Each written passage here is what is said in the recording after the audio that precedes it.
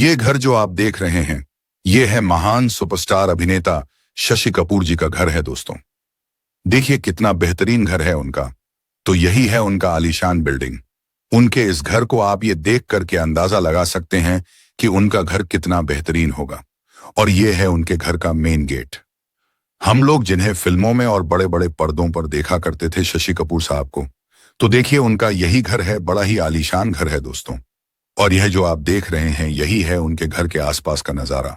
बता दें कि उनका जन्म 18 मार्च 1938 को कलकत्ता में हुआ था। इनके बचपन का नाम बलबीर राज कपूर था। वो हिंदी सिनेमा के बहुत ही प्रसिद्ध कपूर खानदान से ताल्लुक रखते थे।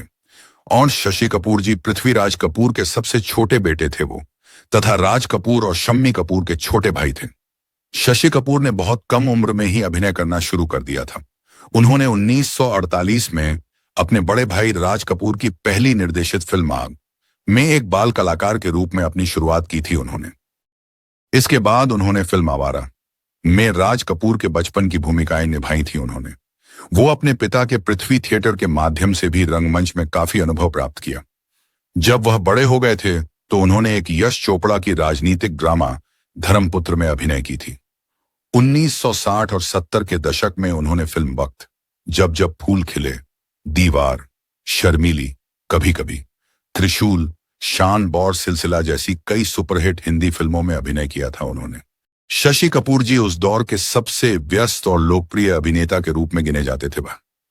आप लोगों ने उनका फिल्म सत्यम शिवम सुंदरम तो जरूर देखा होगा। क्या सुपरहिट फिल्म था उनका।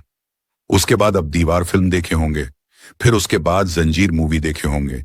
इन सब फिल्मों में बड़ा ही बेहतरीन किरदार किए थे शशि कपूर साहब ने। शशि कपूर उन पहले भारतीय अभिनेताओं में से थे जिन्होंने अंतर्राष्ट्रीय फिल्मों में भी काम किया।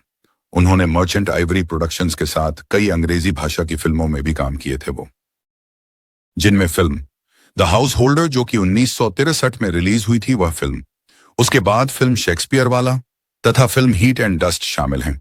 उन्होंने अपनी पत्नी जेनिफर कैंडल के साथ मिलकर 1978 में मुंबई में प्रतिष्ठित पृथ्वी थिएटर की स्थापना की, जिसने भारतीय रंगमंच को बढ़ावा देने में बहुत ही महत्वपूर्ण भूमिका निभाई थी उन्होंने।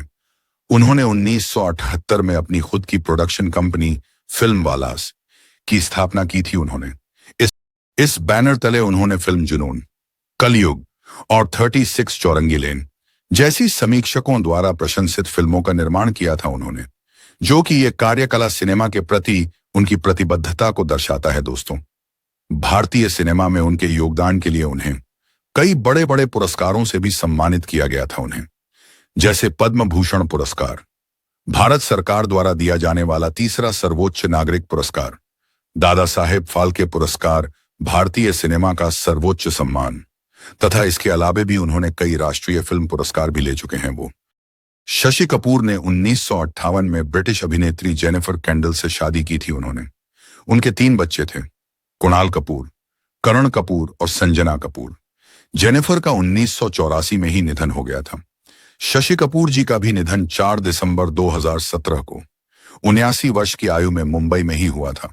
उन्हें भारतीय सिनेमा के सबसे बहुमुखी और आकर्षक अभिनेताओं में से एक के रूप में याद किया जाता है दोस्तों। तो दोस्तों, उम्मीद करता हूं ये जानकारी आपको अच्छा लगा होगा। चैनल पर नए हैं तो चैनल को सब्सक्राइब जरूर करें, क्योंकि हम इस तरह की बेहतरीन जानकारी लाते ही रहते हैं। तो चलिए फिर मिलते हैं अगली वीडियो में, तब तक के लिए बाय।